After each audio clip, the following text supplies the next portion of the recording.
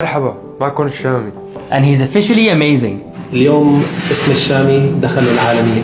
جملتك بتحكي كتير. اليوم الشامي دخل العالمية. ما بعرف شو في شي بيوصف هذا الشي اللي انت عم بتقوله، لانه هو لطالما كان حلمي اقدر مثل حالي ومثل كتير ناس بحبهم. فاقد الشيء يعطيه. الشي اللي يمكن فكرت انه فقدته كل حياتي انا وصغير، حسيتني فقدت الحب. كتير اشياء فقدتها انا وصغير. قررت انه اي حدا بدي اقابله حتى لو ما بعرفه اقول له حبه حنون. بحب الموسيقى من انا وصغير. كانت اللحظة الفارقة هو موت اخي عمر الله يرحمه، لحد ما قررت اني اكتب ولحن اول غنية واتعلم اصنع الموسيقى بالبيت، وبلشت وبعدنا هالقد الموضوع.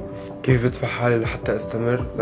لما بعرف انه انا عم بعمل شي كتير منيح، مش بس لإلي لكتير ناس، ولما اشوف وين كنت وين صرت خلال هذا الوقت، والاجتهاد اللي عملته وين نقلني، فبعرف انه انا على الطريق الصح. وهذا الشي بيعطيني خوف من اني اوقف، لانه انا لا، بدي يكون دائما منيح انا والناس اللي بحبهم هيك. والانسان ما في فخر اكتر من كونه بيقدر يمثل بلده وبيحطه على خريطة العالم.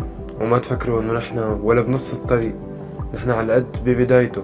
يمكن كانت البداية شوية هيك حلوة كتير وفيها صخب، بس الطريق هاد بعده كتير طويل وحنصنع فيها كتير اشياء حلوة. بتعرف، عم فكر اذا في اهديها لحدا، بس ابدا ممكن اهديها لعمر الله يرحمه، لانه هو اللي خلاني اندفع اول مرة لاصنع موسيقى.